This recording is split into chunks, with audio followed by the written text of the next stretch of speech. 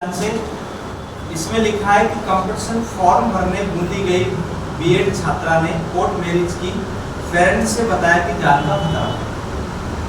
अब आप तुम सोचो उस माँ बाप की क्या गलती होगी, उस बाप पे क्या गुजर रही होगी कि एक अपनी बेटी को पढ़ाने के लिए उसने दुनिया से कितने ताने सुने होंगे।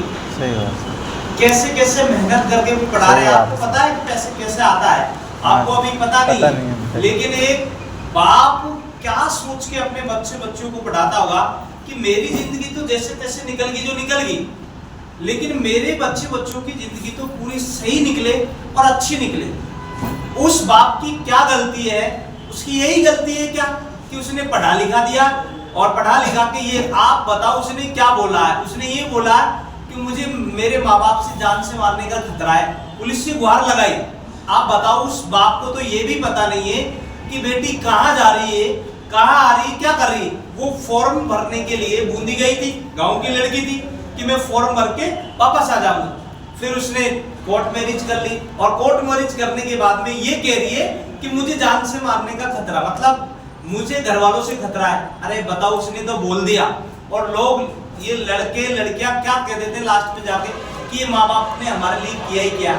अरे आपके लिए क्या नहीं किया यार। दुनिया से ताने सुने आपके लिए, कितनी मेहनत करके पैसे कमाए होंगे उनने, और वो अच्छे खाते नहीं, अच्छे पहनते नहीं है, उसके बावजूद आपको पढ़ाया है।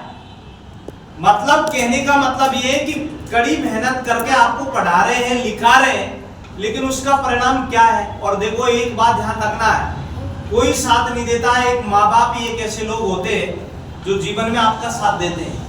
ये प्यार मोहब्बत 2 मिनट की है, इसलिए मैं आपसे ये भी कहना चाहता हूँ कि आपके माँ बाप की इज्जत आपके हाथ में है। आप तो कर लेते, अरे आपको कुछ नहीं दिखता उस समय की बस एक मेरे को प्यार ही है, ऐसा नहीं है।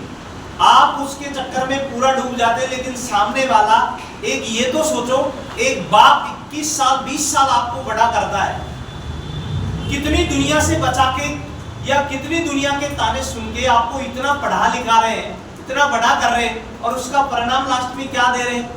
ये भी तो सोचो, एक बाप की इज्जत आपने तो कह दिया, कोर्ट मैरिज जाके कर लिया और कह दिया कि भाई मुझे मेरे माँ बाप से कोई मतलब नहीं, लेकिन आपने कह दिया। लेकिन दोस्त उस बाप से पूछ, पूरी जिंदगी ना सिर ऊंचा करके नहीं चल सकता समाज के सामने, नहीं कर सकता। क्या बोलने देगी दुनिया कि तेरी बेटी तो उसके लारे भागी, क्या बोलेगा बताओ, उसकी क्या इज्जत रहेगी। धूल में मिलती पूरी इज्जत। और एक बाप क्या चाहता है, एक माँ क्या चाहती है अपने बेटे बेटी से, यही चाहते हैं कि जिंदगी भर मेरी इज्जत को कायम रखें, मेरी इज्जत बचाए रखें। लेकिन लास्ट में जब वो सोच समझने की क्षमता पे आया है, चाहे स्त्री हो चाहे पुरुष हो, लास्ट में उसका परिणाम गलती मिला उसको, लेकिन उस बाप से क्या बीतती होगी बताओ। कई बार फिर क्या होता है, वो समाज के तानों से और ये दुनियादारी के ताने से आत्महत्या कर लेता है। क्या उस बाप की यही गलती है कि आपको पढ़ा लिखा दिया? भाई उसकी यही गलती कि उसने आपको पढ़ा लिखा दिया। उस प्रशासन से मैं ये भी कहना चाहता हूं, ऐसे नालायक बेटा बेटियों को जब वो शादी करने आते हैं तो एक बार माँ बाप से तो पूछ लिया करो। भाई वो जब कोर्ट मैरिज करने आते हैं तो एक बार माँ बाप से तो पूछ लिया करो।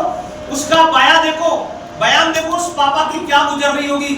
उसने ये बोला है कि चलो उसने शादी कर ली तो कोई बात नहीं, मेरे घर से उसका कोई ताल्लुक नहीं, मेरी बेटी नहीं, चाहे मेरे से कोई ताल्लुक नहीं, लेकिन जो मेरे घर से 1 लाख रुपए और जो जेवर लेके गई है वो मुझे दिला दे, जिससे मेरी छोटी बेटी की शादी में कर सकूं, कर्ज नहीं ले सकूं। ये कहा था उस अखबार में पढ़ के देखना हो। अब उस बाप की क्या गलती बताओ आप। भाई जो भी है, चाहे वो तो 50,000 की बात नहीं होती, बात होती इज्जत की। 1 रुपए भी हो तो 1 रुपए भी बहुत बड़ा होता है भाई, लेकिन माँ बाप की इज्जत होती है। लेकिन आज के ये युवा जो लोग हैं, चाहे वो बेटी हो चाहे बेटा हो, गलती उन्हीं की है, माँ बाप की गलती नहीं होती। मेरे माँ बाप से पूछ लो, अनपढ़ हैं, उनको ये पता नहीं। आज तक मेरे घर वालों को ये आज तक स्कूल में कभी एडमिशन कराने नहीं गया। अगर गया होगा तो बचपन में पहली दूसरी में एडमिशन कराया ना, हमारे घर के सामने स्कूल है, तो ही कराया। उसके बाद में आज तक आके मेरे माँ बाप ने ये नहीं पूछा कि तू क्या कर रहा है, आज तक नहीं पूछा। अब बताओ सामने वाले को क्या पता है कि मैं क्या कर रहा हूं। माँ बाप आपको शहर में भेज दिया है, आपको माँ बाप ने यहाँ भेज दिया, लड़का हो चाहे लड़की हो, उनको ये पता कि मेरा बेटा बेटी तैयारी कर रहा है, लेकिन उस बाप को क्या पता है कि मेरी बेटी या मेरा बेटा तो मेरी इज्जत धूल में मिलाने को तुले। एक बाप का पूरी जिंदगी निकल जाती है अपने बेटा बेटियों के कपड़े लत्ते में और इज्जत बनाने के लिए, लेकिन एक बेटी अपने आशिक को मनाने के लिए माँ बाप की इज्जत धूल में रख दिया। अरे कुछ तो घिनन आती होगी आपको यार, कुछ तो सोचो। और अगर ऐसा रहा, आप तो जैसे भी हैं, लेकिन आने वाली आपकी पीढ़ी को आप जवाब नहीं दे पाएंगे, ये मेरी गारंटी, नहीं दे पाएंगे। क्योंकि अच्छी शिक्षा के साथ साथ अपने बहन भाई और बेटे बेटियों को अच्छे संस्कार भी देना जरूरी है। और मैं तो उन टीचरों से भी कहना चाहता हूं, क्या दूड़े के जब हम जैसे लोग अगर ये परिवर्तन नहीं कर पाए तो हमारा शिक्षक बनना धिक्कार है। वैसा हम जैसे लोग परिवर्तन नहीं कर पाए, बच्चा स्कूल से पढ़ने के बाद जब कॉलेज में 12वीं पास करने के बाद में जब कॉलेज में आता है तो वो ये सोच के आता, पूरी दुनियादारी सोच के, ये जैसे सब कुछ काम से फ्री हो गया, या आपको फ्रीडम हो जाता है। वो ऐसा सोचता है कि मुझे घर वालों का कोई दबाव नहीं है, क्योंकि माँ बाप कहां तक आपके साथ रहेंगे बताओ मुझे।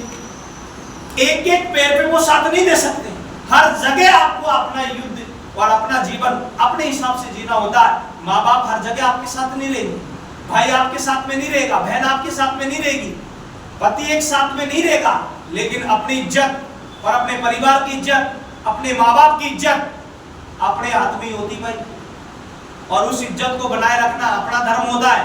दूसरी बात, टीचर भी मैंने बहुत देखे, हालांकि टीचर कई तरह के लोग होते हैं। टीचर ऐसे भी टीचर है जो शायद वो टीचर कहने लायक नहीं है, शायद वो फांसी पे लटकाने लायक भी है, लेकिन धिक्कार है उसकी ऐसी टीचरता को। जब एक पढ़ाने वाला टीचर अपने बच्चों को सही शिक्षा नहीं दे पाता है तो क्या संस्कार दे रहा है, क्या पढ़ा रहा है वो बता मुझे। आपने